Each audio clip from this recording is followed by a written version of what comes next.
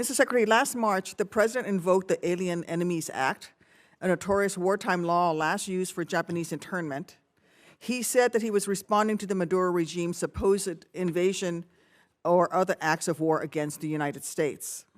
But in recent weeks, you, the Department of Justice, and our friends across the aisle have repeatedly said that we are not at war with Venezuela. Secretary Rubio, if that is true and we are not at war with Venezuela, will you advise the President to rescind his invocation of the Wartime Alien Enemies Act? Well, that was a mechanism to remove people from our country that prevent grave danger. So, for example, we know for a fact that Tren de Aragua is a very dangerous gang. In fact, I believe, if I'm not mistaken, I may have been the first member of Congress. This is a wartime act, Mr. Secretary. Well, are we currently at war with Venezuela? No, we're not in a state of war in Venezuela. Okay, the Supreme Court has described the Alien Enemies Act as a wartime power, our Supreme Court. And before now, the Alien Enemies Act was only invoked during the War of 1812, World War I, World War II, when it was used to intern thousands of innocent civilians. Are you really arguing that the President should be able to wield an internment law? No, but we're talking about two separate things here. So you're talking about the state of Venezuela, or are describing the regime.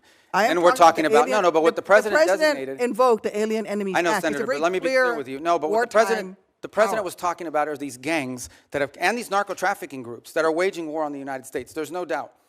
These groups have waged war on the United States. They have waged, for example, Tren de Aragua is not just a criminal gang presence in our street. It is a criminal gang directly responsible for narco-trafficking. The Trump administration has acknowledged that the vast majority of the men it rounded up and deported to torture under this law had no criminal records whatsoever. We didn't torture anybody. Over 75%. Who did we torture? We haven't tortured anybody. We've arrested people that are members of gangs and we've deported them. We don't want gang members in our country. Have found that many of the men were here legally. If the administration is willing to lie about who it's targeting under this law, what protections do totally innocent people have against abuse? Again, I want to ask you, will you advise the President to rescind his invocation of the Wartime Alien Enemies Act? No, of course not. I mean, these are people that are threats to the national security of the United States. But I've described this in hearings in the past, including before you guys. So you're saying that we're at war? We are absolutely. When it comes to narco-trafficking groups and criminal gangs that are targeting the United States for criminal activity. We're in a state of war. There's no doubt about the fact that we're confronting them in a warlike setting because they're waging war on us. And do the Geneva Convention They're waging war against us and they're enemy combatants as a result of it. And the fact of the matter is that we are confronting these irregular groups, and that's one of the great challenges of the new century in this hemisphere in particular, is that these non-state actors who possess state-like capabilities in terms of their weaponry pose a grave danger to the United States. I don't think any American would dispute that we have cartels that pose a threat to the national security of the United States. With all of the other laws of when it comes to warfare. I mean, you're saying that he can invoke this wartime power. No, I'm saying, you're asking me, I'm here to discuss foreign policy and what's in the realm of the Department of State. Well, I think your questions are better directed to the Department of Justice. Enemies Act, but I would tell you that, which is a wartime, which is something that but you're asking me a question that's, can be invoked during wartime. But you're asking it's only me a been question invoked during the War of 1812, World War I, and World War II. It's only been invoked 3 times, and this President is invoking it. Okay, you're asking me a question about the domestic application of a law that's best directed to the Department of Justice. No, it is because you're asking me something to opine on something that's in the realm of the Department of Justice in terms of its domestic application. I can tell you that the United States is most certainly confronting terrorist and criminal organizations operating in our hemisphere that pose a grave danger to the United States. Anyone who believes that gangs that flood our country with fentanyl or cocaine are not threats to the United States is not living in reality and certainly does not reflect the opinion of most Americans. The President already said that he was ready to put American troops in Venezuela again. So we're at war right now.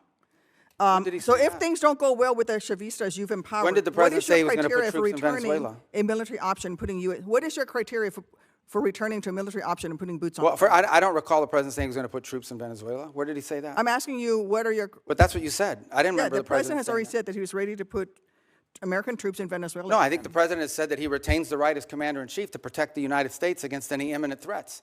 Maybe that involves troops, maybe that involves air power. We hope, but we don't anticipate that being the case in Venezuela. I worry that you are playing fast and loose with our nation's Well, I just gave you testimony here. I just want to conclude by saying... Yeah, but I just gave you testimony of how well things are moving forward, not as fast as everybody would like. But you also said that in 6 or 9 months, if things don't go well, you're going to have to do something else. And the President's already said that he's not ruled out the military option.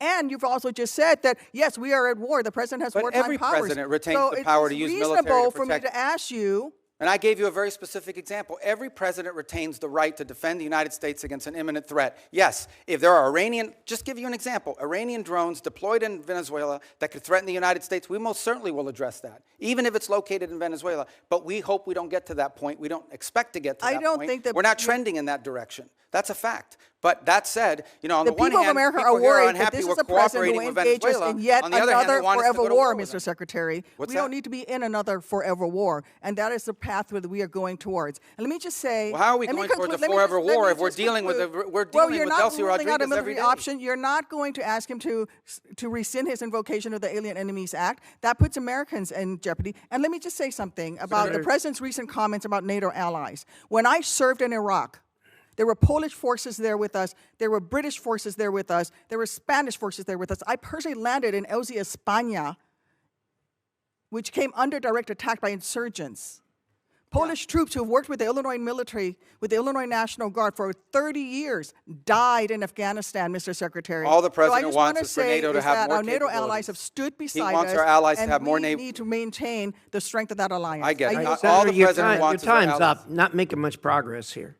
Well, let me just say, the president just wants our allies to have more capabilities to be involved in operations like that, God forbid, in the future if necessary. That's not an unreasonable he said request. That they stayed a little behind, and they certainly did not come to our defense. And well, not every country in Europe, not every country in NATO participated in those missions. Denmark suffered some of the greatest military casualties. There's no doubt that many of our allies have stepped forward and provided assistance to us, and there are many others that simply don't have the capability to do it now or in the future. That's not what the president said. Senator Lee was pointing to.